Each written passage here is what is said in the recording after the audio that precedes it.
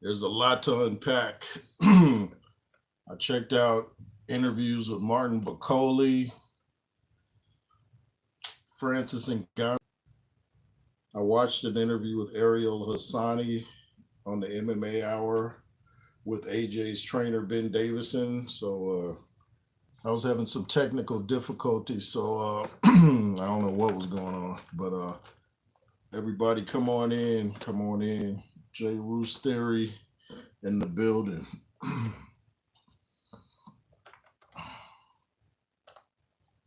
Yeah, man, there was a lot going on. Let me wet the palate because I got a lot to talk about.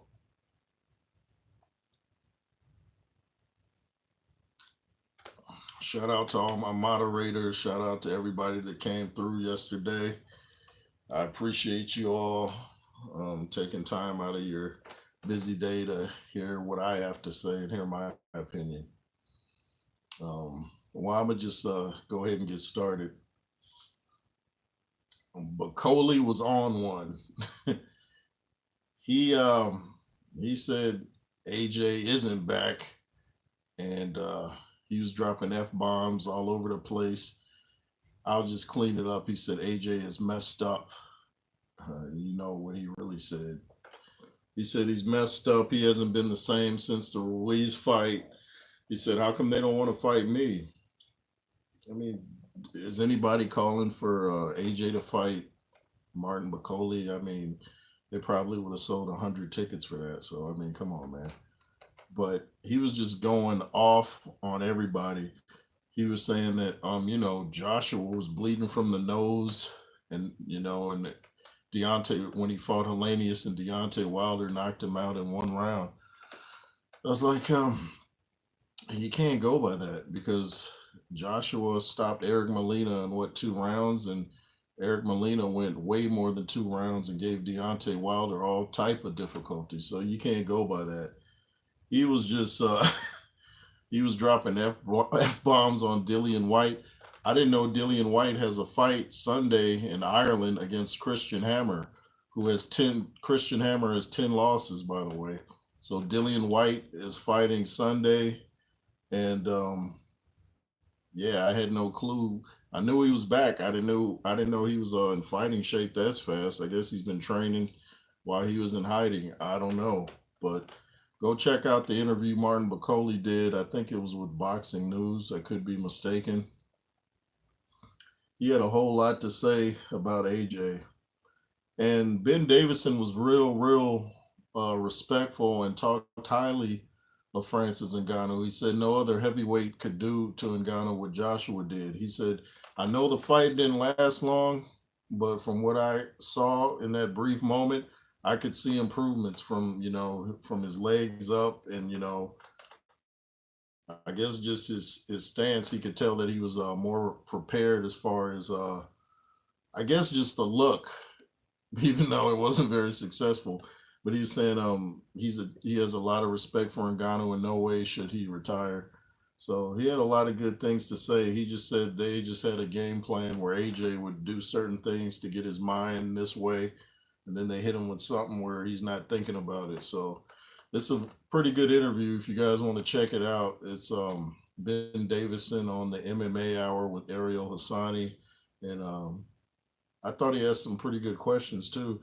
Even asked him about Jake Paul Tyson.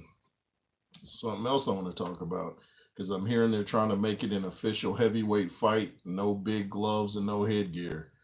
Now, if they do that, you guys still taking Jake Paul at heavyweight when he's never boxed professionally at heavyweight? He's sparred with heavyweights, from what I understand, but no headgear and smaller gloves against Mike Tyson at 57 or 58. That's like someone's comments I read today. A grizzly bear at 58 is still a grizzly bear. You know what that means. And also, Francis Ngannou said something very interesting when he did his little talk over social media. He said when he was warming up in the dressing room, he just got real sleepy. And I was like, I know what that is. because I've experienced that when I first started sparring. It's called anxiety, maybe even fear. Some people, when you start to feel overwhelmed with the moment, you're almost like your mind shuts down and you get tired and sleepy. So I think the moment was getting to him. I think he knew he was in there with the different animals, so to speak. So I think it just hit him. I notice my best workouts are when I'm kind of like not so aware of what I'm doing. Like my mind is I'm aware of what I'm doing, but I'm not so concentrated on it. It's like when you're totally okay, I have to do this and that, it can be a little bit overwhelming. So I think that's what happened to Ngannou. I think the moment just hit him like whoosh, like okay, I'm in here again. This is my second attempt, and I just think fear or anxiety overtook him, and you can't have fear without anxiety. So, but he said he's coming back. Francis Ngannou said he's coming back. He wants to do mixed martial arts and he wants to keep boxing. And Ben Davison, one of the greatest trainers in the game right now, he said that Francis Ngannou should keep boxing. And I think he's right. He just has to bring in some top trainers, someone. If he's not going to get rid of Dewey Cooper, then bring someone in to help Mr. Cooper. Hanging with Mr. Cooper hurt him in the first fight. You like that one? But you remember that show, Hanging with Mr. Cooper? Mm-hmm. You don't remember that? I do. Yeah, Mark Curry. He's from the Bay, like you. Mm-hmm. I mean. But do you guys think Martin Bakole could beat AJ? I'm thinking before you call out Anthony Joshua and all these people, shouldn't you try to get back at Michael Hunter? Because Michael Hunter beat you and Michael Hunter started at cruiserweight. And Martin Bakole's a big dude. So, of course Martin Bakole had to mention that AJ lost to Usyk twice.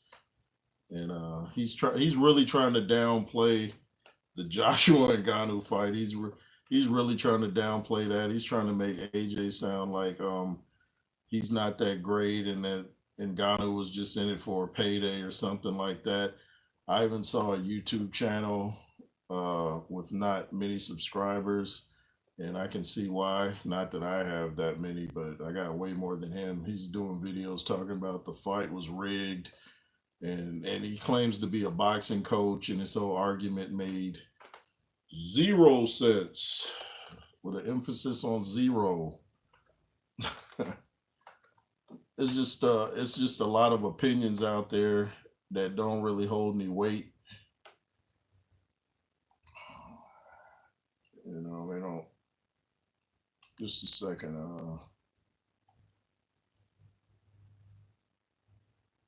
Okay, I don't know what happened. Yeah, technology, I tell you.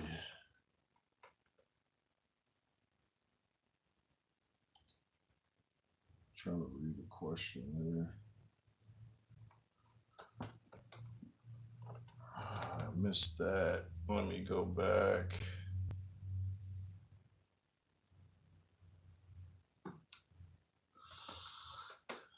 Special cases, Bakole is legit. We all know he's the heavyweight sparring champion of the world. Yeah, didn't he claim that he knocked Usyk out twice and beat Daniel Dubois? I think I did a video about that a while back. Yeah, he's got some big claims out there. I don't know if they can be backed up, but he's making the claims. I guess he said, well, I'm gonna call somebody out and I'm gonna talk crazy until I do get a fight. So he's talking the talk. He's definitely talking the talk. Thunder's Productions in the building. Shout out to you. Shout out to Special K. Let me see what Thunder's Production says.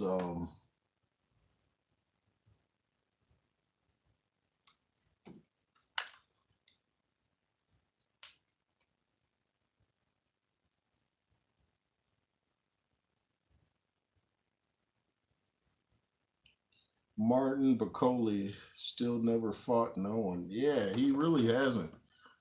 And isn't he one of them dudes too that weigh like near 300 or 300? I'm kind of overseeing these heavyweights coming at that super high weight like Butterbean and I'm not to not to compare Zhang to Butterbean, but the dude was 291. I'm kind of overseeing these heavyweights with low punch outputs, just walk around the ring like their weight's gonna win them the fight.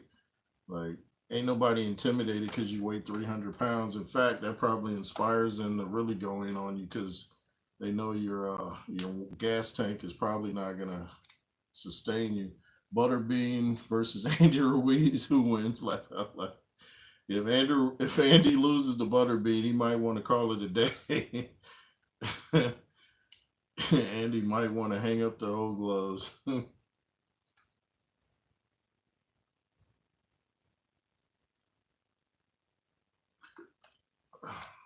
But yeah, Martin Bakole, man, that dude can hardly speak a lick of English, but he understands cuss words. I tell you that.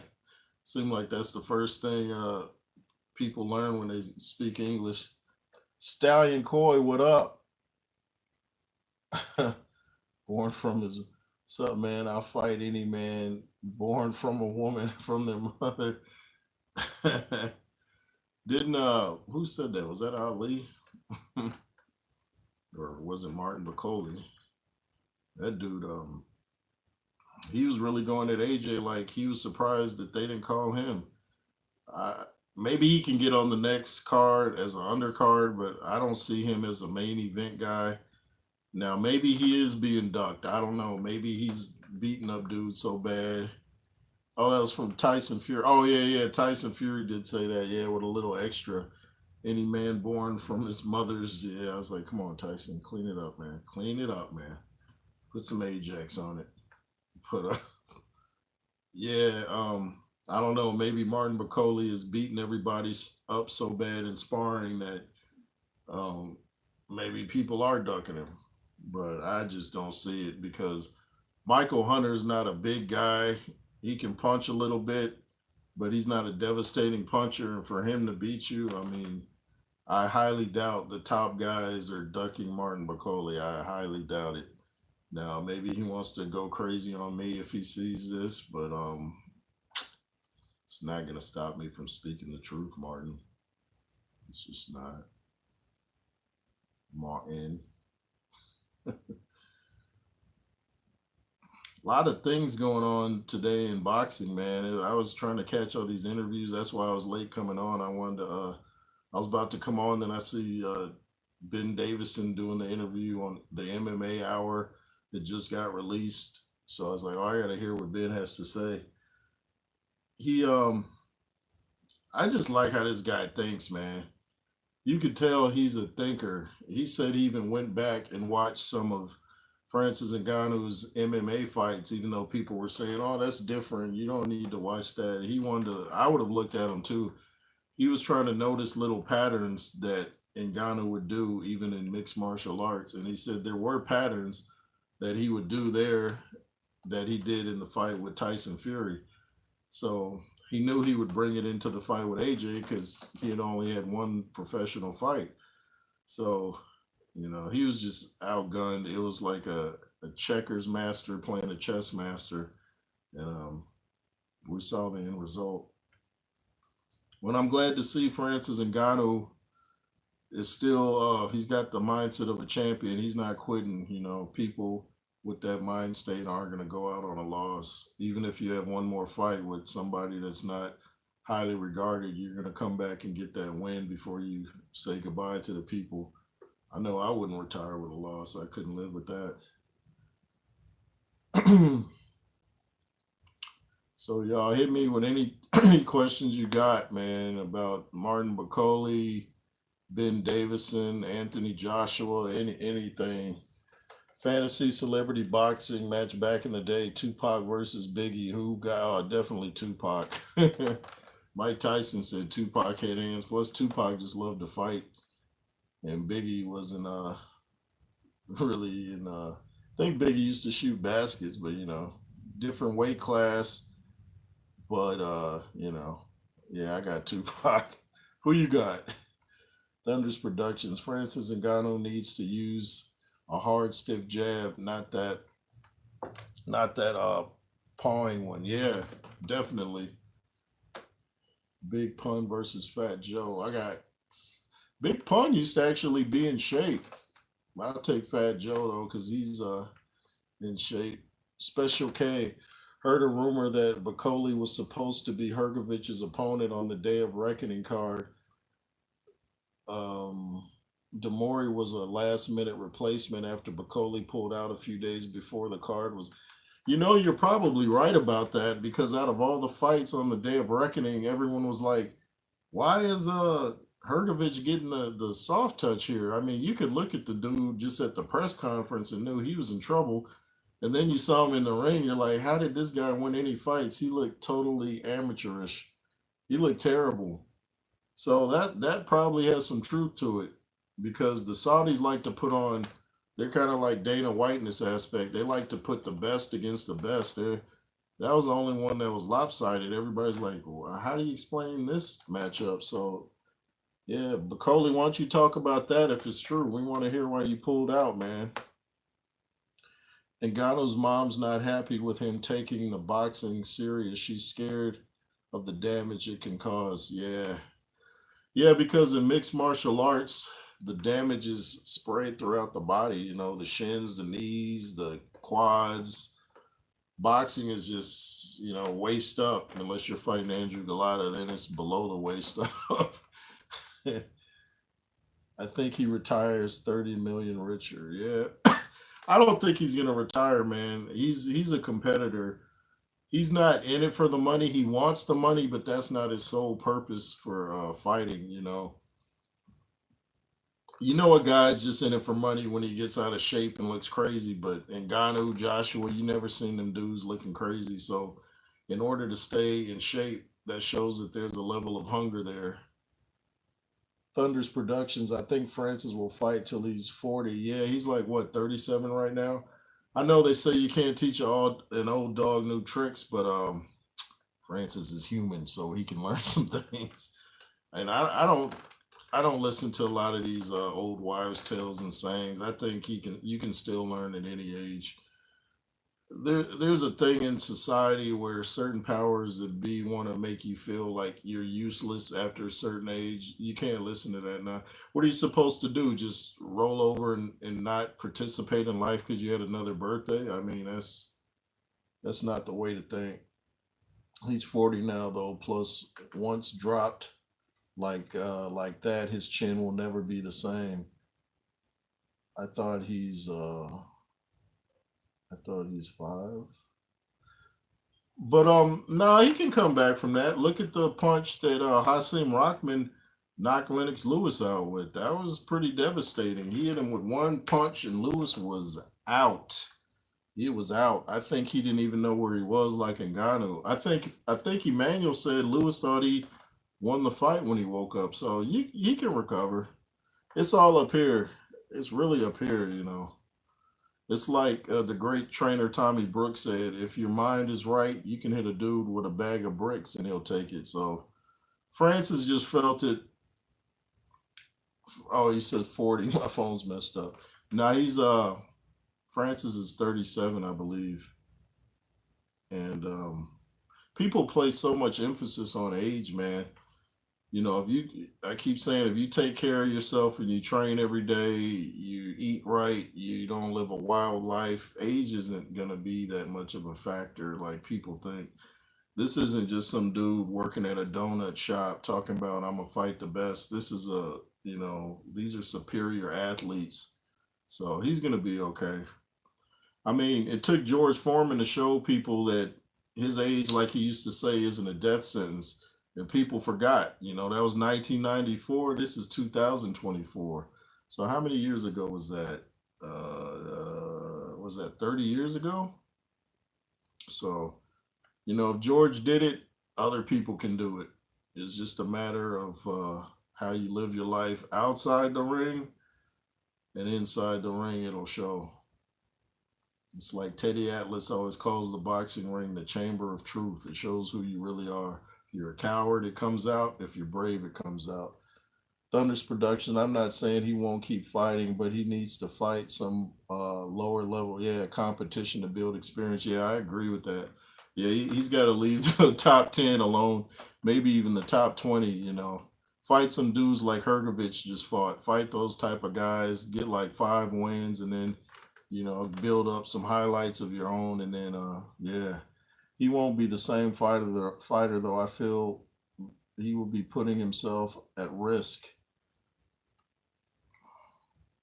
And what boxing board will sanction another bid headliner? UFC, maybe not boxing.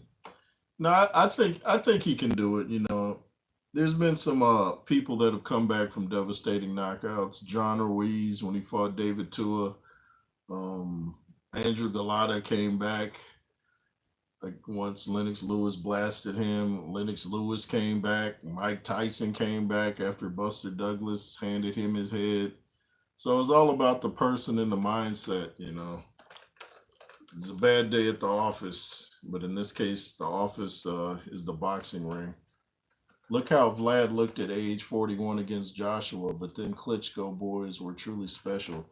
Yeah, Klitschko's a gym rat like Anthony Joshua. Them dudes stay. Even now, if Klitschko came back now, he would cause problems, and that's what Coach James have talked a lot off air, and we both say that Klitschko could come back right now and cause some problems because had he put his foot on the gas against Joshua, he could have won that fight. Because Joshua was tired after round 5, but he kind of let up and they didn't have a rematch. But Klitschko stays in the gym. If you stay in the gym, you know, it's not the same as, like I said, the average person on the street.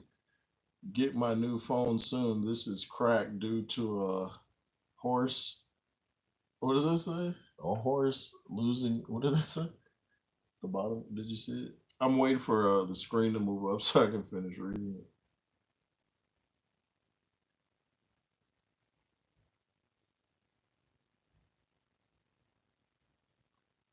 You said you're getting a new phone because your phone was cracked due to a horse losing me a bet. Oh, you threw your phone to the ground. You're like, ah. Thunder's production. I see an interview where Francis wants Wilder next. Needs to move his head off the center line or he's food. Yeah, I don't recommend. No, Francis, no, no. If you saw my video where I said you would beat Deontay, I take it all back. I didn't know you. I didn't know what you was gonna go out like. Such devastating fashion from overhand right. So no, no Wilder next. That's the last person you want to fight when it comes to being susceptible to overhand right. No, unless it's in the PFL. Oh, what's interesting too, Stallion Coy says Vitali maybe he's a machine chin like yeah, but he's slow on the feet. Yeah, exactly. Laugh out loud. It's got solo tape protected. Wow. But I was watching the interview with Ariel Asani and Ben Davison. Ariel Asani said, who's one of the best MMA fighters ever. Check out what he said. He said Anthony Joshua could beat Francis Ngannou in a cage in mixed martial arts. He said Joshua could beat Ngannou in that. And, Ngannou's main game in mixed martial art was stand up. So if Joshua could handle business before Ngannou takes it to the ground, he has a chance. And Demetrius knows mixed martial arts. Thunder's production, Wilder 1-2 is his best punch. Yeah, he cocks that right, don't he? You see him even pushing his knuckles into it, getting ready to throw it. He cocks it and wham. Yeah, so I don't recommend that, because if he gets 2 back-to-back devastating knockouts, he might call it a day because he won't have no confidence. He'll be like, man, I just can't take a punch.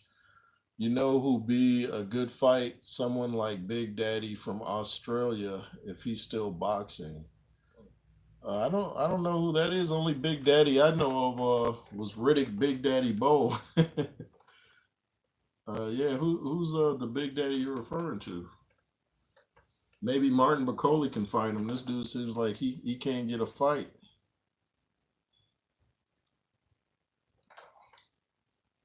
Adari in the building. He says, excuse me, I can get some water.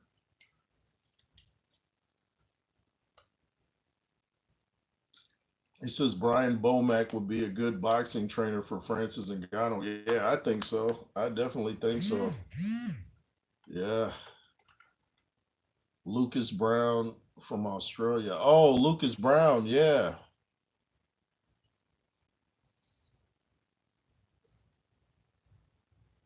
Yeah, I think Lucas Brown would be a good test for Ngannou because Lucas Brown can punch.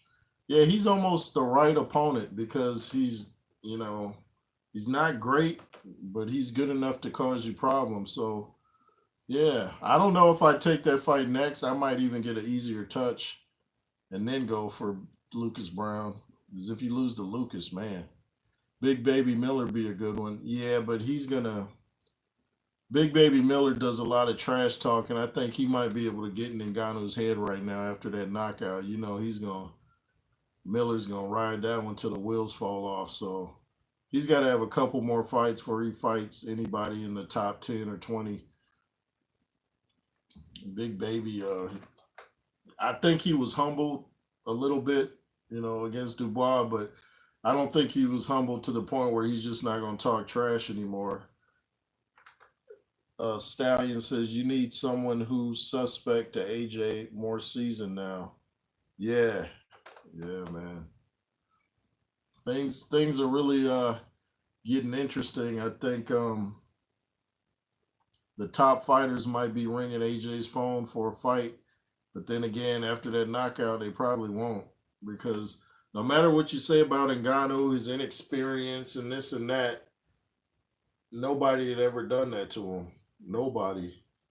You never even seen him wobble. And see, Jarrell Miller, Big Baby Miller, used to be a kickboxer, and he was bragging how you gonna hurt me or knock me out? I'm used to taking kicks and all that. I've been kicked in the head and not knocked out, and then Dubois stopped him. So obviously, these punches are coming harder than the kicks. And people were talking about the MMA gloves are 4 ounce, and the boxing gloves are what 10 ounce or whatever. So they're like, how's Ngannou gonna get hurt? He's used to elbows, knees, legs, 4 ounce gloves, and then Joshua comes in with bigger gloves and puts him right to sleep. It's all about technique, timing. It's like Ben Davison said, the constant focus you have to have, the 1 minute rest in between the rounds, going 3 minute rounds. So, it's just a whole different ball game. It's rugby versus football. It's ping pong versus tennis. I think Ngannou and the rest of the MMA world found that out, as Apollo Creed said, the hard way. Shout out to Ngannou, man. He's already talking to the public. It's like he's already on the right track. He's not sitting at home with the covers over his head, crying in his beard. He's all ready to get back in the gym and get started. I think you have to take a minimum of 3 months off after a knockout. And because that knockout was so brutal, he might want to take 6 months off, half the year. Because they're already talking about him coming back in the summer, which is only, what, 4 months away or something like that?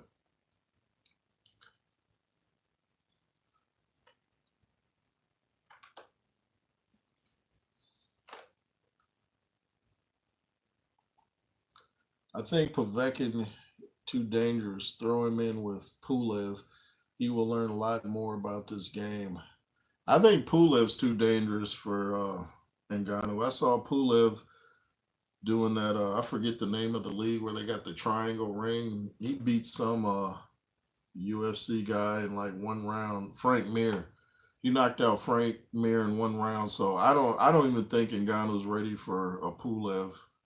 Nah, because he's tricky. He's a tricky guy. He may not be a devastating puncher like Anthony Joshua or Mike Tyson or David Tua, but he's a little bit tricky for Ngannou right now. And Ngannou's got to stop doing all that switching up from southpaw to right. You know, I know they do that a lot in mixed martial arts, but this is boxing.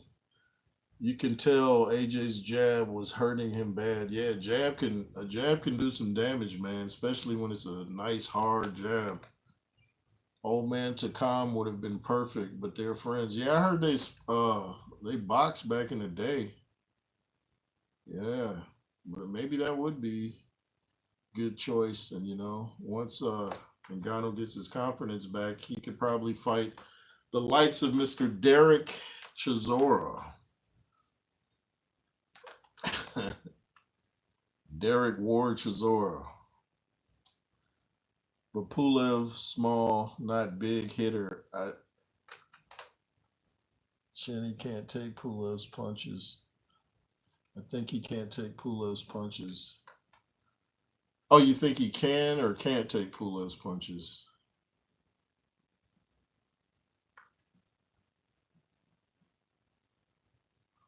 Bon Scott, Brap Wagwan. Seam and Sekol every time. You know?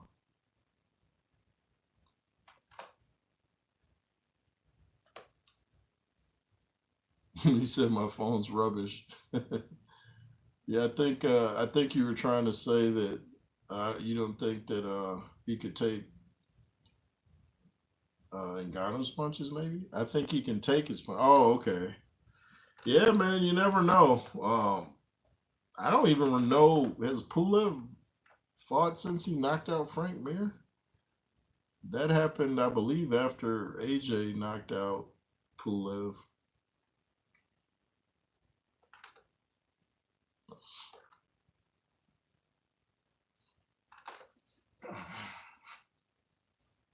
Thunder's projection. Yeah, I'm going to go. I got work later. God bless, bro. Hey, appreciate that, Thunder's production. I appreciate you coming in. Y'all go subscribe to Thunder's Productions, man. Like I said, thanks for coming in, man. Did you see Ngannou? Bon Scott says, alluding to being drugged. That was what I took from the interview. Maybe I'm wrong. Oh, I hadn't thought of that. By saying he was sleepy? I had not thought of that. I hope not, Ngannou. I know he's talking about he had some injuries, but he was fine. Nah, don't start with that. I did a video way before the fight saying no excuses for AJ, no excuses for Ngannou. I don't want to hear the drug stuff because they give you drug tests before and after the fight and don't come with the commission and everybody was in on it. And they'll start calling you Deontay Jr.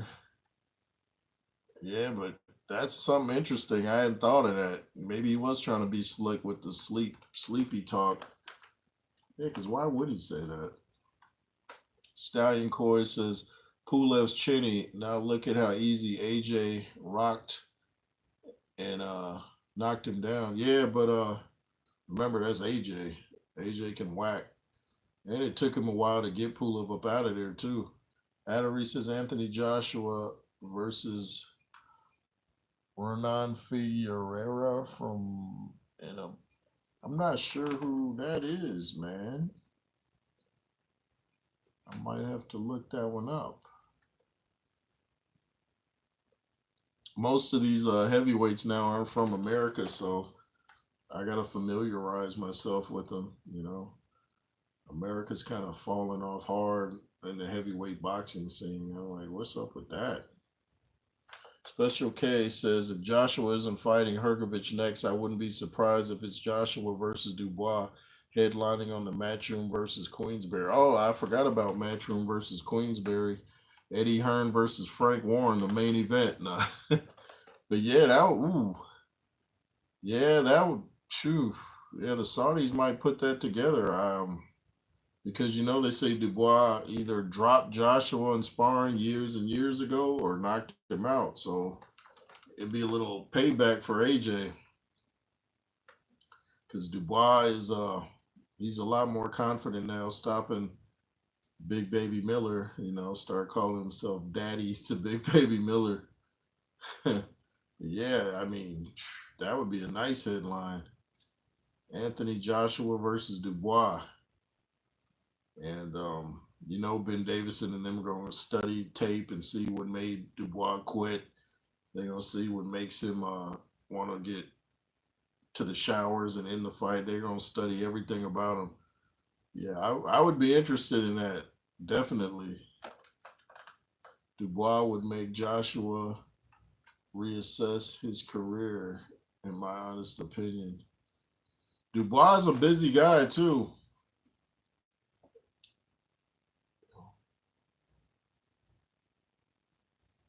But I still favor Joshua in that. This new version is he's a monster.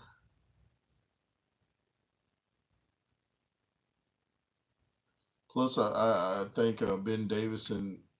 I mean, the dude's just studies, man. He's when you're paying Ben Davison to be your cornerman, you're getting quality. He's not going to just sit there and take your money. He's spending hours watching footage and interviews, picking up on little things that a lot of trainers don't even do.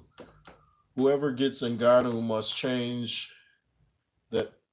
Wow, that went up the screen kind of fast. Change that this wide open defense, especially with zero head movement. He carried the same hand carriage from UFC to boxing. If you don't want high guard, gotta. Yeah, yeah, absolutely. Have you managed to check out Young Moses? No, I haven't got to see him yet. Special K, personally, I think Joshua versus Dubois is a carbon copy of that Ngannou fight. It might be, man. Because I noticed Dubois kind of keeps his hands far apart, and I never liked that. You know, Dubois can punch, though. Naturally big guy, too. I don't know why I hadn't thought of Joshua Dubois. I think someone had said it the other night on the live stream.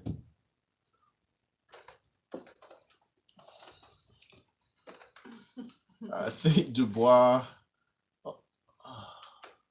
I think Dubois on the up, but he has the quitter's code. Once he's behind on scorecards or injured, and he becomes 10. Yeah, yeah.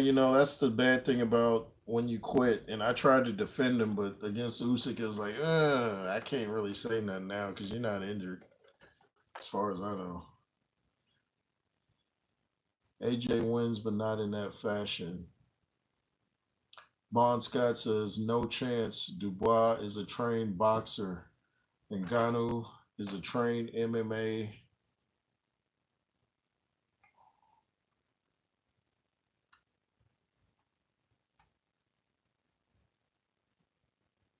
Is a trained MMA fighter. Big difference in my thoughts. Yeah.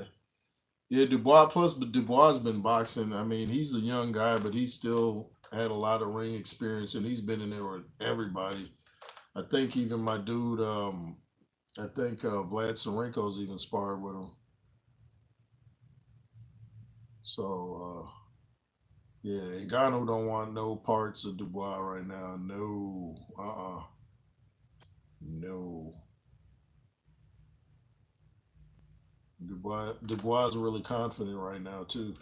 Matchroom and Queensberry should join forces and team up, merge partnership. Yeah, you never know. They might. Eddie Hearn and Frank Warren seem to be getting mighty buddy lately. Stallion Coy says AJ will not apply the same tactics against Dubois. AJ will fear the power coming back. Remember, Dubois throws power too. Good point. Seriously, I think AJ beats Dubois, but it won't be anything like the Ngannou fight. Yeah, I think Dubois, because Dubois knows what he's doing in there. Plus, he's got the confidence that he either knocked down or stopped Joshua. Even if it was just sparring, that's something to build on. Some people don't place emphasis on sparring. You could be working on things, but still, we seen blown up cruiser Lorena land and hurt Dubois. Joshua hurts him with the jab. Let's see, Joshua hurts him with the jab. With the jab. They don't call him the triple knee for nothing. Yeah, but they should retire the triple knee after he just beat Dubois. They should retire the triple knee. He should have earned some respect after that. Cause ain't nobody gone in there and handled Jarrell Miller before. I know it's post PEDs, but still. AJ versus Ngannou fight. AJ tactics were deployed. The throw to the body. Ngannou drops the left hand to the body. Dubois isn't that. Yeah. Yeah, man. Yeah, it'll be harder to get Dubois to bite on those amateurish things that Ngannou was biting on.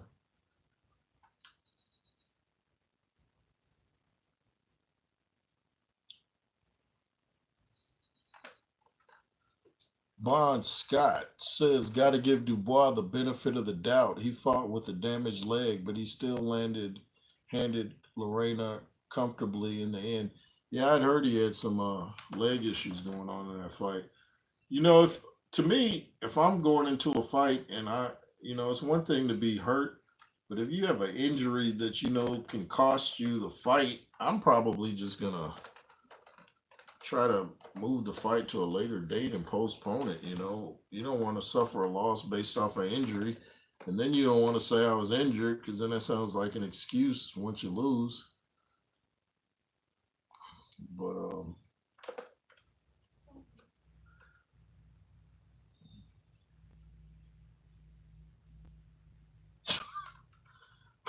what in the world are you watching?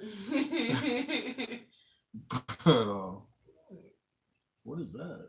She made it. She had a lot of time on her hands. You're so mean. Stallion Coy says, now I don't know if any truth in this, but something was circling the net that Fury struggled to sleep for 3 days before the Ngannou fight. Wow, really? The only come out after the AJ win. Maybe that's true. Sometimes you just can't turn your mind off. I doubt if he was feeling anxiety from facing Ngannou, but maybe something was going on with the family he didn't want to talk about, or just life. Sometimes you just can't sleep. But that's not good. I've uh I've done hardcore workouts without much sleeping. Those are some of the toughest workouts to get through because you're fighting sleep and you're fighting the weights, push ups, sit ups, you're fighting all that. So if that was the case, that might explain a lot.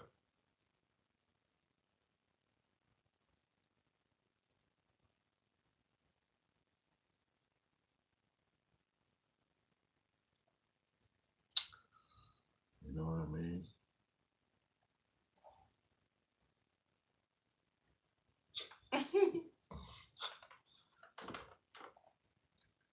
Stallion courses don't know mental health is real, man. And if he does suffer,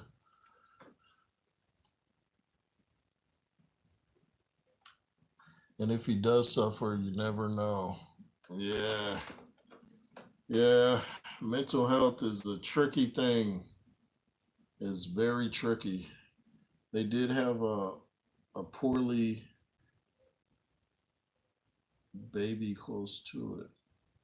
Oh, Tyson Fury? Oh, okay. Yeah, Tyson Fury's got a big family. You guys should go check out his reality show. And I thought it was quite entertaining. But, him and Paris are a great couple. And I hope the best for them. She definitely has his back and his best interests in heart. So she's a real one. So shout out to Paris Fury. Shout out to Tyson Fury. Yeah, man. Fury's got a big old family. And when you have big families, that can be constant stress. So, maybe something happened where he's just like, I can't sleep. But he still went through with it like a professional. He still went in there and got the win, even though it was a split decision. And a lot of us thought that Ngannou won. He still went in there and did what he had to do to get the win. I always say he was busier in the fight, but Ngannou seemed to make his punches count for more. Fury looks in shape now. Have you seen him? Yeah, he looks real slim, real slim. He looks like he might be down as low as 260, maybe even 250. And I think that's what he has to do to fight Usyk, because Usyk's gonna be, he's like a Mexican jumping bean. He's just constantly just fainting and moving. Fury faints. It'll be the battle of the faints. That's why, actually, I've said I'm not that excited to see the fight. I know we're gonna get undisputed, but I'd rather see AJ and Ngannou than I'd rather see Fury and Usyk, playing a chess match for 12 rounds. And I just don't really like watching them kind of fights where nobody's really doing much. And I know they'll be letting their hands go in spurts, but you have to be faster on feet. Exactly. Yeah. Who wins, Philip Hergovich, or I say the latter, Jalolov. I think he beats Hergovich. I'm not sold on Hergovich. He seems like a disciplined, focused guy, but he just doesn't do it for me. It's gonna be cagey, boring fight. Yeah, that's what I think. I think it's gonna be cagey, boring fight, and people will be like, "Wham, wham, wham." Then they're gonna be clamoring to see AJ fight the winner, especially if it's Fury. Stallion Course is 3 years too late. Yeah, it's like I think it's gonna be boring, and I'm sure Fury's glad there's a rematch clause though, so he don't have to step in there. If he wins, he don't have to step in there with a big Femi next. So he's got some time to chill out and get his head together.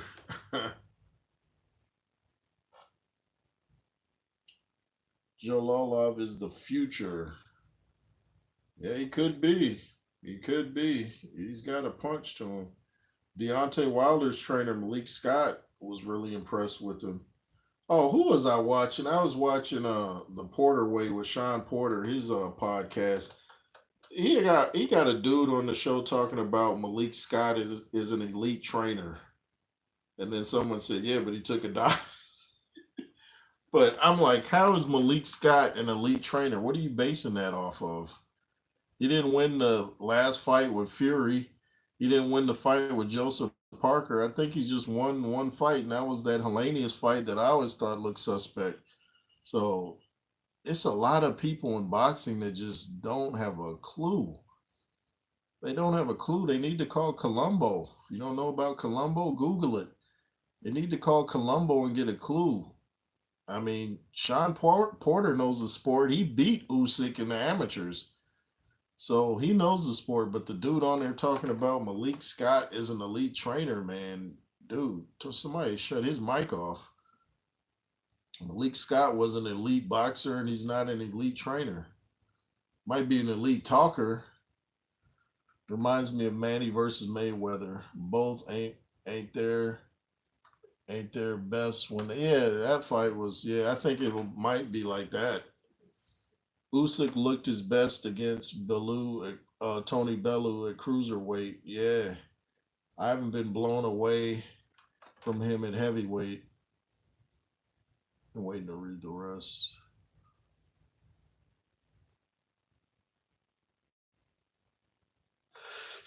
Excuse me. Thank you.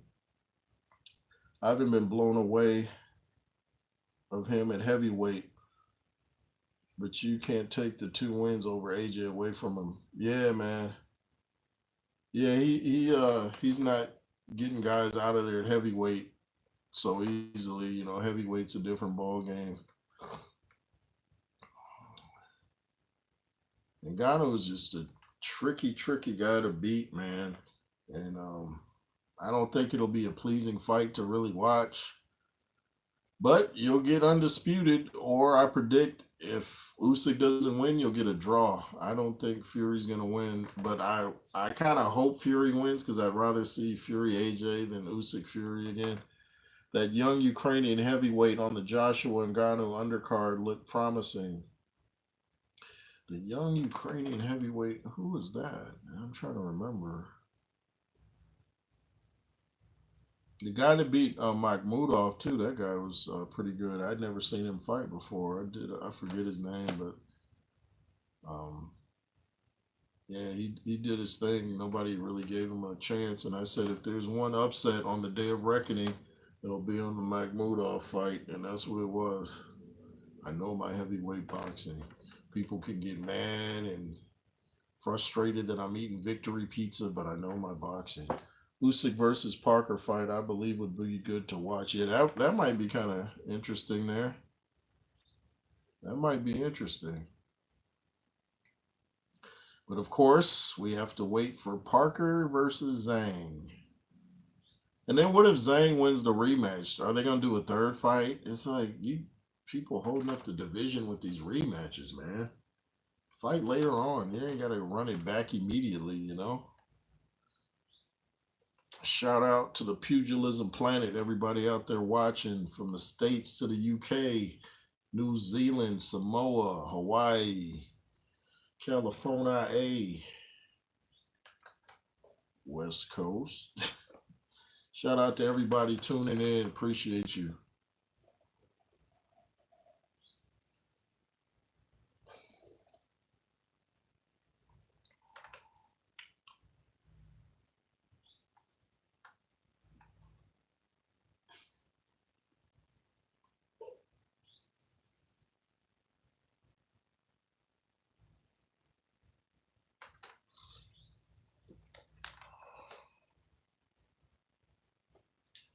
Parker can't come in that light next time.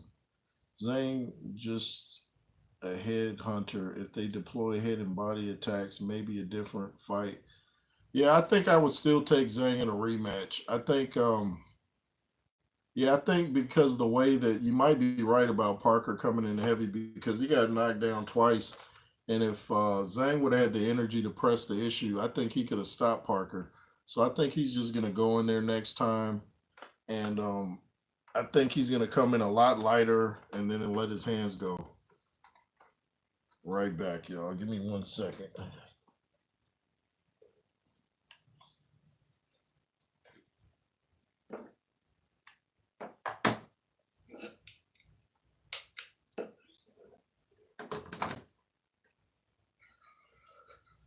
All right. Back like a spinal column, as I always say. If you like that one, now you can have that.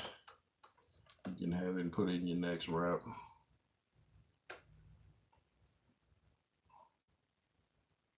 Yeah, Parker maybe can come in not too heavy so he can still move around. Maybe like two, like AJ's weight, maybe like 252. Oh, that's something else. Let me read this. Parker needs to come in heavier and Zhang needs to come in lighter. Yeah, exactly. Yeah, both need to make some adjustments in that department, and then we'll see what happens. But that's something I wanted to bring up too. People used to always talk about Anthony Joshua's weight. You know, he's too heavy. He's too heavy. He came in at. They always say he should be like 230s or 240.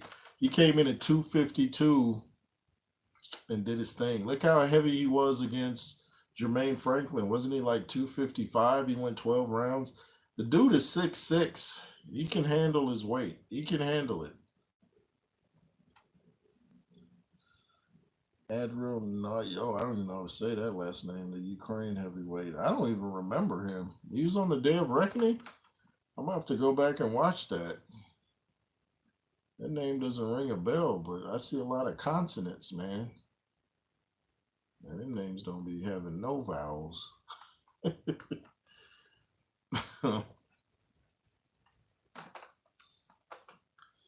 The thing that I'm gonna jump over to Hergovich. Another thing that he doesn't bring excitement because he just doesn't. I don't know. He doesn't look intimidating. You want a fighter to look like a fighter. He just looks like he just played a game of basketball. He doesn't really have any muscle mass. He doesn't have no intimidation quality. You want your heavyweight champion to look like a heavyweight champion. You want him to look yoked up like Mike Tyson and them. You want him to look ferocious. That's one of the reasons people wanted to see the Joshua and Ngannou fight because it was two big bodybuilder looking guys in there. 252 versus Ngannou. The bodies look the same. I think he lost the edge there. He's not looking at Fury's dad body. Yeah, kind of messed him up. I think you're right. I think when he looked across the ring and saw AJ, he was like, "Man, dude, you sure it's a 20-pound difference?" And yeah, even in the clinches, Joshua could handle it because Joshua was constantly lifting weights, doing push-ups, and so it was like, "Oh, okay." But Fury was a little different. Like, "Oh man, this dude is strong." I don't know. That's the guy, six Orthodox fighter. I think he's a Alex Krashik fighter. Oh, okay. I have to check him out. I just don't remember him for some reason. He says he's a very good heavyweight prospect. I'm definitely interested on the next prop, Joshua, someone that's good looking, well spoken, stays in shape, doesn't get in trouble outside the ring. It's got to be somebody like that. You know, I'm sick of seeing these modern day heavyweights come in looking like they trained like 2 years ago. I really don't understand that. If your only profession is to be a fighter, there's no excuse for coming in the ring, not looking your best. What else you got to do? What else do they have to do but train? I mean, you're gonna be taking your shirt off in front of the crowd, in front of the world. Don't you want to look your best? And if you can intimidate your opponent, that's half the battle won right there. If you look across the ring and see a Anthony Joshua or Francis Ngannou, you're a little bit shook right there because they look intimidating. They look the part. It's like walking up to a lion. A lion's gonna scare you just looking at him. So but there's those that say fighters shouldn't lift weights. Okay, you don't lift weights, you're gonna look like a scrub. I think I seen him look tough. I didn't know much about him, but said if I was going on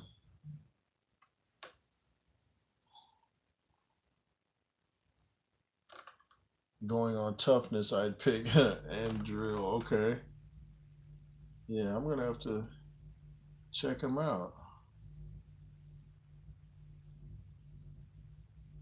Unless I'm getting confused with the guy from Kazakhstan, and I'm not on about Borat.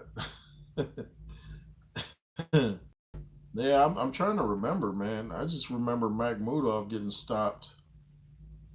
And everybody's acting so scared of him, and the dude he was fighting just went in there like, dude, please hit him with a body shot, and that guy was like, oh, folded up like one of them old cell phones. He just collapsed. I think he claimed after the fight he had a broken arm. I was like, how did you break your arm in the fight?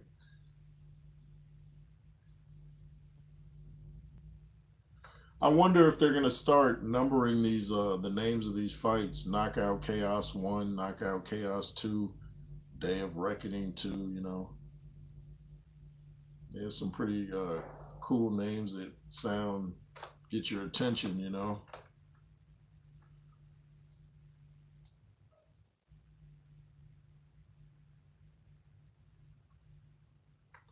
James Ali Bashir said not to lift weights. Remember, yeah, I kind of disagree with him on that. I know he knows. He knows probably way more than me about boxing, but the best fighters I've seen, I'm not saying go, yeah, I'm not into the, bench pressing 500, but, it is good for your muscles. It just depends on how you use them. I mean, Evander Holyfield lifted, Mike Tyson lifted, Lennox Lewis lifted, but they're not lifting weights like they're trying to enter a Mr. Universe contest. But it definitely helps with your strength and can give you stamina for your muscles not to burn out. I know they say the more muscles you have, the more oxygen it takes up. Hey, maybe that's true, but look at Ike Abeabuchi. Dude was rocked up head to toe. I ain't seen him get tired ever. You would never beat Tyson versus Holyfield Judgment Day 1 and 2. Yeah, them fights were crazy. Them fights, man, those were some classics. I watched the Ngannou debut fight in UFC. He carried deadly power from day one. Check it later with an uppercut. Yeah. Yeah, Ngannou. I thought maybe the AJ and Ngannou fight would be a battle of the uppercuts. I know Overeem, who took that vicious uppercut from Ngannou, had picked Ngannou to beat Anthony Joshua. I believe he was there at the fight. Adorace's boxers should lift weights. Yeah, I believe so too. I believe so too, man. Um,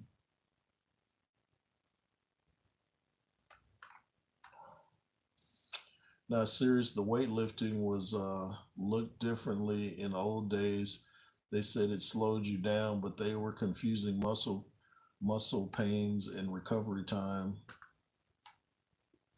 Let me see.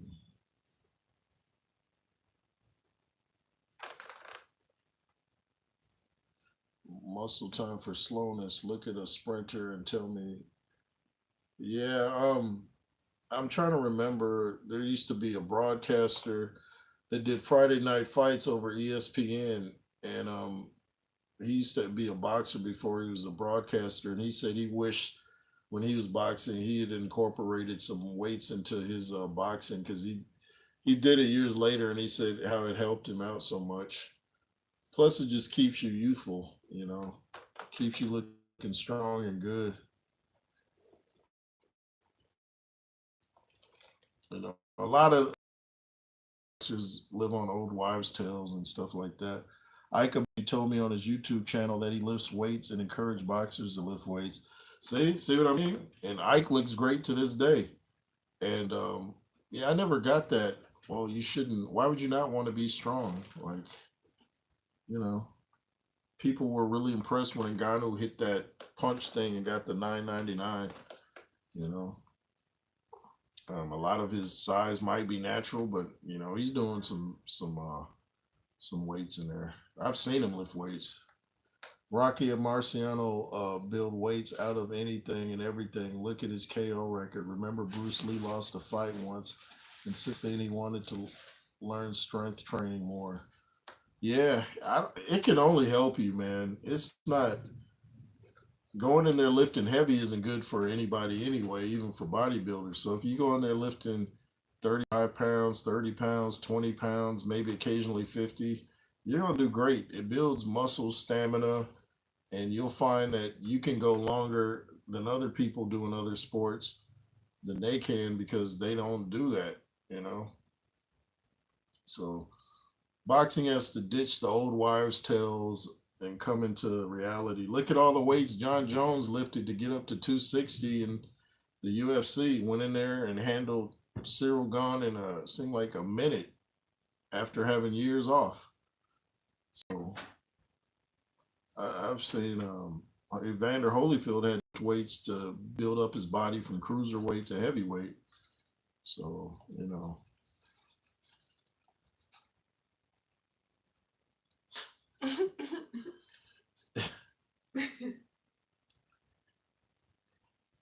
Vladislav Sorenko lifts weights. Does he? Yeah, I might have to ask him about that and be like, okay, I won't tell Coach James. Calisthenics, yeah, push ups, sit ups, all that stuff is good for you. Good for your core, stabilizers. Yeah, Special K, I agree. Stallion Coy says rule of thumb is this: if you're a 200-pound guy, your bench, clean and jerk, and deadlift should be of at least that because on the night you're waiting for the comment to move up. On the night you're dealing with a guy that weight, yeah.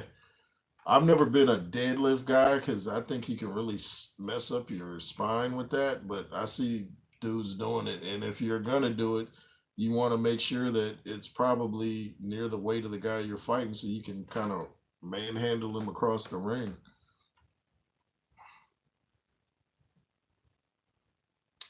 I believe James Bashir said too he's not into the long distance running thing either. I've never seen much benefit in that either. If anything, do sprints, start and stop like a real fight. You're not going to be keeping a controlled pace like this through a fight. It's going to be bursts of speed, stopping and bursts of speed.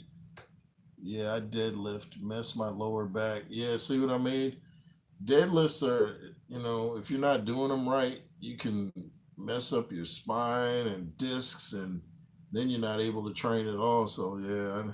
And then a lot of people you see in the gym nowadays, You go in there, you see people ego lifting, trying to impress people. I'm not one of them dudes. I'll go right over to the 30s and get it in. I'm not trying to impress nobody with how much I can lift.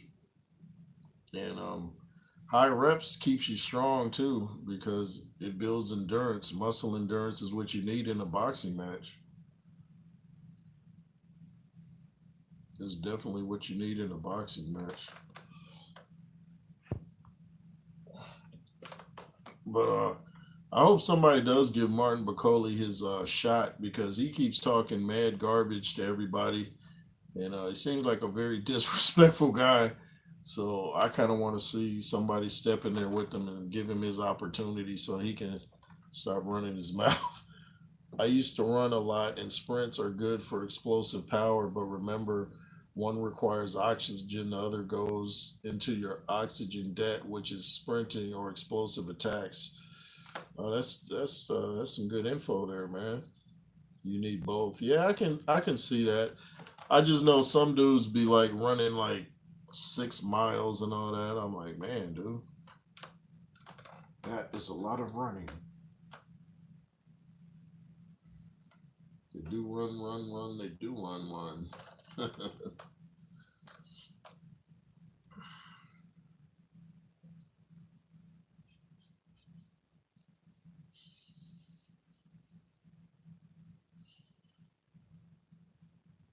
I wonder if Ngannou's next fight though, because I know the PFL is getting they're probably like, hey man, we need the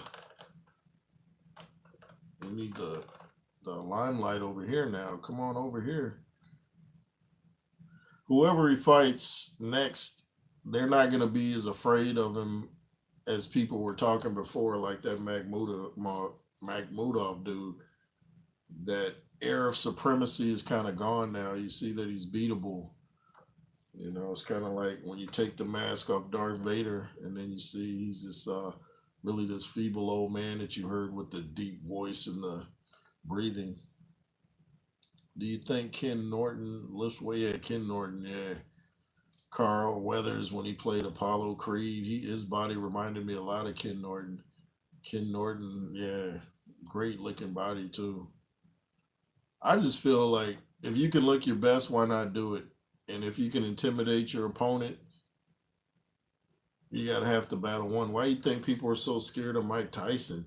And he lifted more in his later career than his younger career, but he did a lot of push-ups and stuff, which is like weights.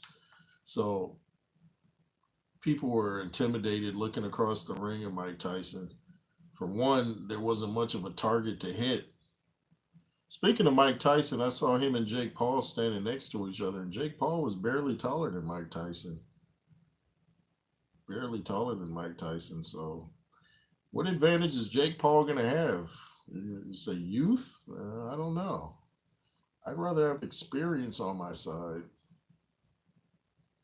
especially Jake Paul's fights. Like I said, who's he fought? First boxer he fought, he lost.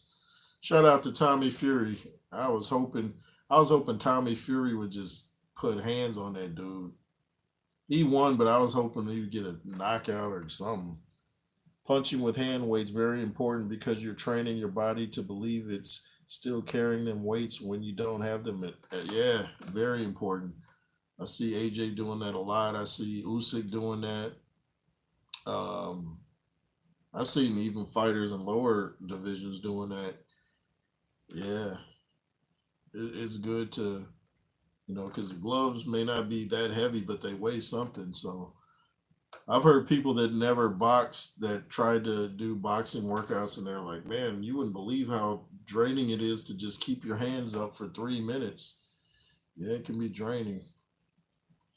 You definitely got to have stamina and stuff like that. Stamina is very paramount when it comes to boxing, especially in the heavyweight division, because you don't want to get tired in there facing a dude that's 250.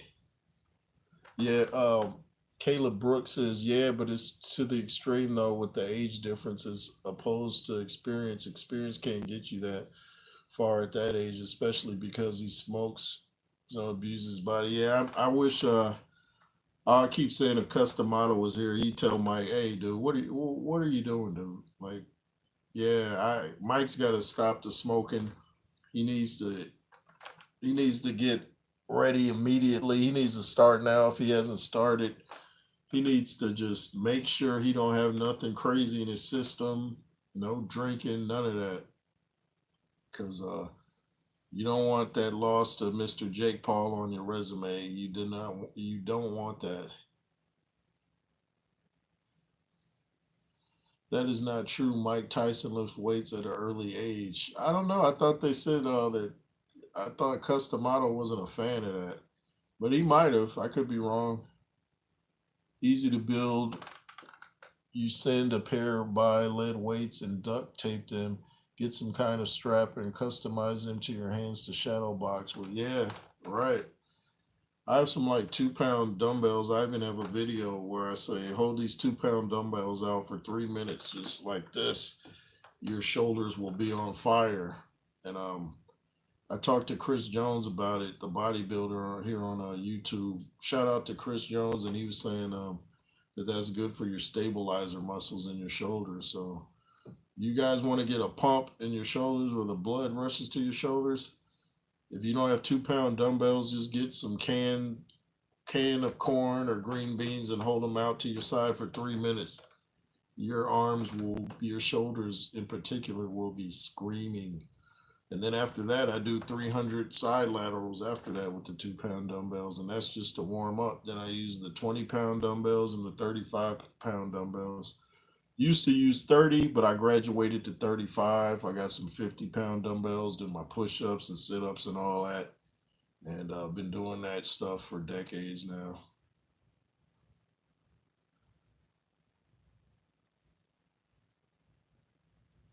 I'm not on any steroids because you don't see veins popping out. That's a giveaway if somebody's on roids. They're overly vascular. See veins popping out of necks, and they go bald and make certain things shrink. So no steroids. Only steroids I might be on is if I eat a burger that happened to be injected, and I hope I'm not eating that. The thing about steroids is it builds up muscles, and your heart's a muscle, so it doesn't know the difference. So it makes your heart bigger too. So these bodybuilders that take excessive amounts of steroids are not just making their biceps bigger, but they're making their heart bigger in a lot of cases. Proper old school this way. Chris Jones, the bodybuilder guy, he's a beast. Yeah, Chris Jones, man, he knows his stuff. Real intelligent guy. Yeah, Chris Jones is cool, dude. I got the evidence on Instagram. 100 circular motion. Stallion Koi says circular motion forward with weights for a minute, then rotate motion going backwards. You're hitting your delts. Yeah, man. Yeah, the delts, man. The delts. If you notice, most if you go back and look at Oscar De La Hoya when he was fighting, he almost had the shoulders of a heavyweight, man. George Foreman was talking about that. Oscar had some great shoulders on him. Looks like he still does. And that's where a lot of I know your power comes from your legs up, but it also comes from your back and shoulders and even your triceps a little bit. Emmanuel Stewart said he used to go by looking at hands. He says usually guys with big hands are good punchers. Lennox Lewis's hands are enormous. Francis Ngannou's hands are enormous. James Toney used to have them little bird fists, man. I used to look at James Toney's fists like, wow, man.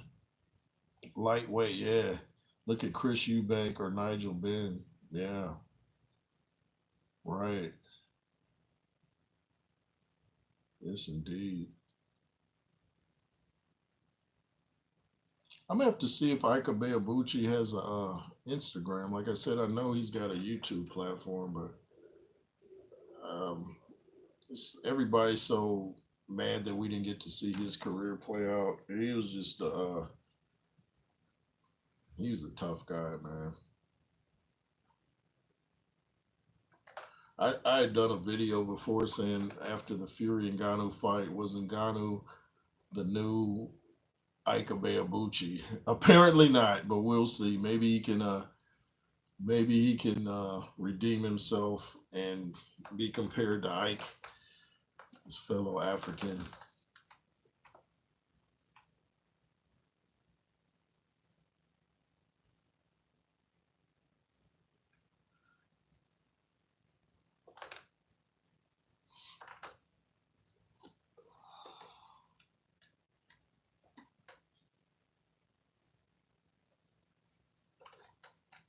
I'm gonna get some painting done, bro. I'll have you on the background. Peace out. Oh, thanks for coming in, man. Two fingers, man. Peace. Thanks for coming in. You made some great points and comments, man. I appreciate that. I'm guessing Dillian White's gonna win his fight Sunday in Ireland against Christian Hammer. I'm guessing Dillian's gonna win. I don't know what kind of shape he's in. Hopefully, he's been training this whole time when we haven't seen him, and hopefully, he doesn't pop dirty or have any contaminated substances enter the testing. We need a clean Dillian. No funny business. No suspect judging. None of that. Like I said, I knew he was back. I didn't know he had a fight Sunday. And why is it in Ireland? Why is he fighting in Ireland?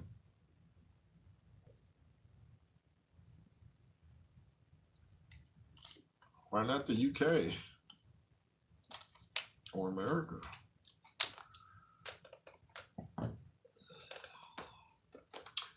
I think Dillian sees what the Saudis or how much money they're putting out, and I think Dillian's probably that probably scared him straight. If he was on anything, he's probably like, "Hey, I need to clean it up, get a couple checks, and call it a day."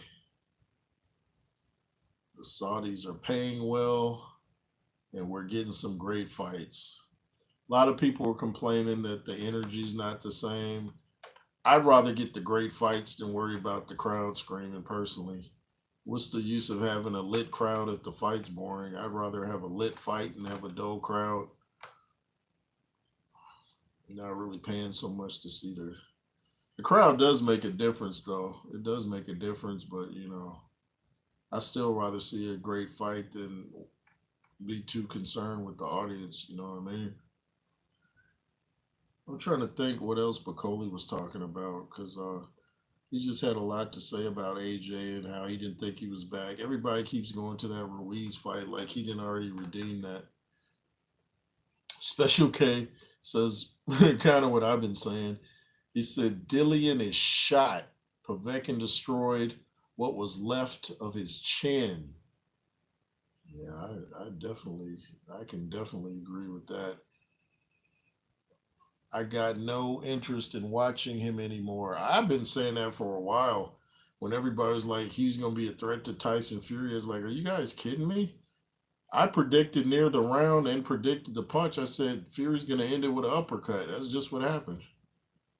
And Dillian came in with no real game plan. He just came out throwing haymakers. Oh, that's something Bakole said.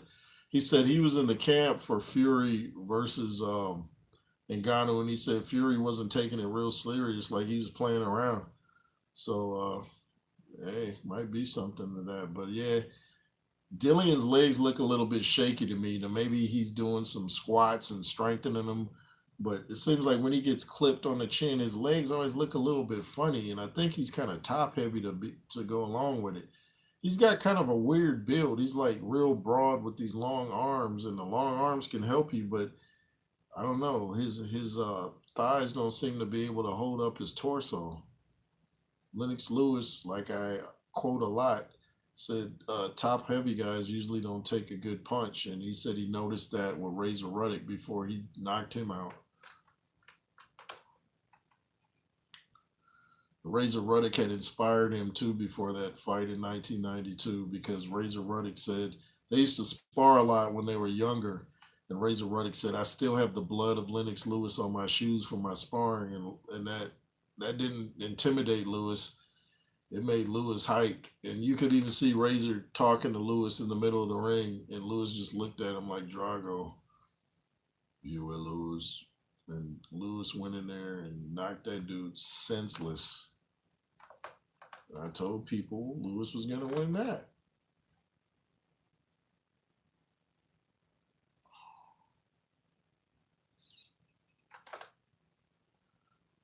Dillian should lose 20 pounds. I think it would benefit him. Yeah, what's the best weight you think Dillian? I think Dillian would be good at around 240. I think Dillian should come in around 240, but that's just my thoughts. Maybe, I'm sure he knows best since, he's actually in there. I guess he knows what he feels best at, but I'm guessing around 240. I don't know. I don't remember his weight in the Lucas Brown fight, but I always say that was the best shape I've ever seen Dillian in. He looked real good in that fight physically.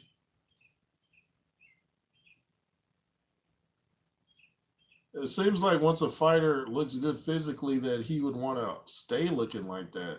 Like, once they go back and look at the footage, like, oh man, I was looking nice. So it seemed like they would be motivated to stay in the gym. Although I think Andy Ruiz was actually better when he was heavier. Seemed like when he got lost all that weight, he couldn't take punches the same. Although he did get dropped from AJ in the first fight at the heavier weight. I just think he just seemed to fight better. I don't know what it is. Maybe he felt more natural being heavier. What if Muhammad Ali lifted weights? Yeah, if he had lifted light weights, he would have been fine. Yeah, he would have been fine if he lifted light weights, high reps. And if you don't lift heavy weights, you're not gonna really tear any muscles either. A lot of dudes on steroids tear muscles because it's like their muscles are growing too fast or they're using bad form. Jerky motions can tear a muscle off the tendon because they're jerking their muscles and it's causing a whipping, snapping effect.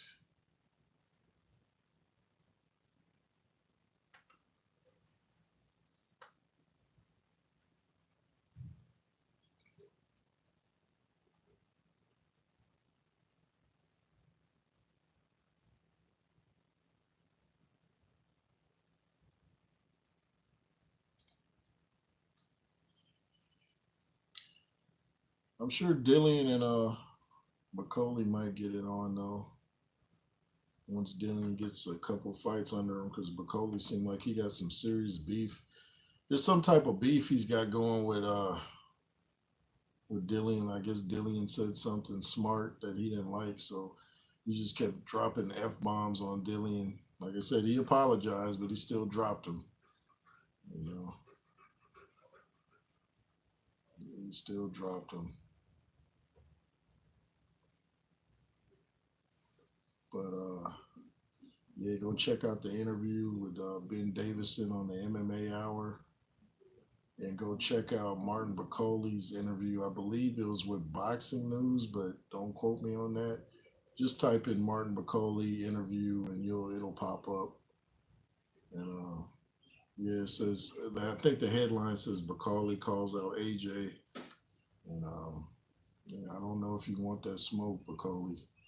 I don't know if you want that smoke. Sometimes guys that are great in the gym, it doesn't equate to being great in the ring, you know. And there's some guys that are great, it's like they're just meant to spar. Then when they get in the limelight, they can't really. It's different. I don't know why that is, but I think it has to do something with the mind and how they think. Because it's still a boxing ring. So what's the difference? The crowd, the lights, being on the big screen. So yeah, but that's about all I got for today. I was gonna do videos about it, but I was like, there's so much coming out, I might as well just make one big video and get it all out in once instead of making like 4 or 5 videos. You know what I mean?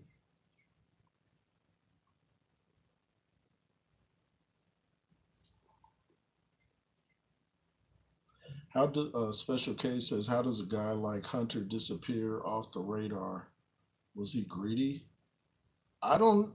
I've been wondering about Michael Hunter too because he's a real talented guy. I don't know. if he's made a lot of enemies in the sport with promoters or just what, or if he's holding out for certain pay that he's not getting.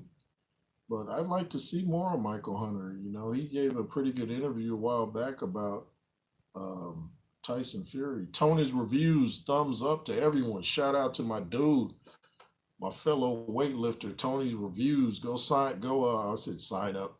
Go subscribe to my dude Tony over there. Knows a lot about boxing. Yeah, I think he got them hands too. So yeah, we might get him on the next card over there in Saudi Arabia. Shout out to Tony's reviews.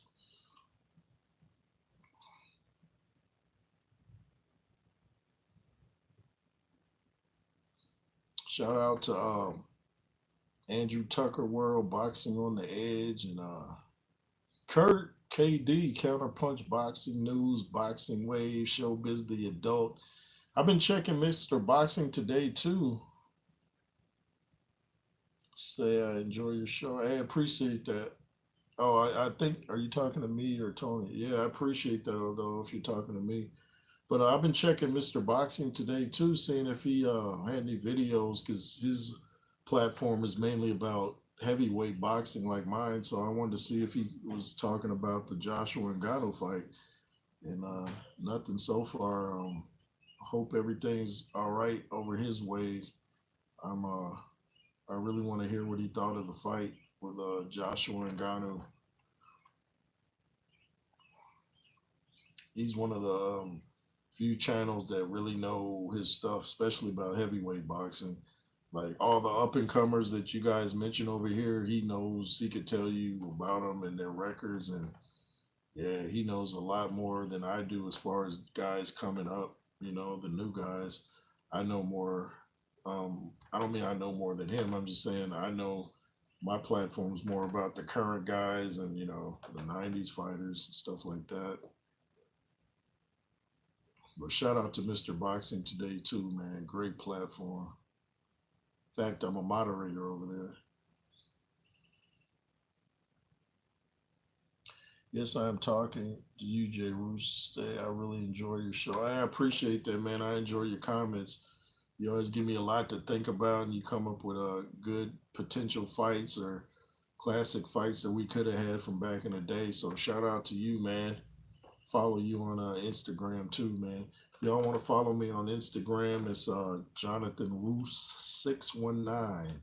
If you didn't know, the J for J Roos is Jonathan. Middle name David.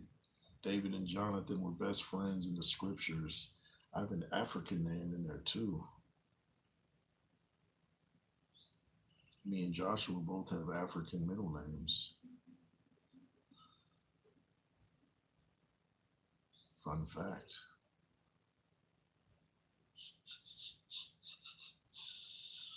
But let's see how long I've been on here. I've been on here about close to an hour and 30 minuets.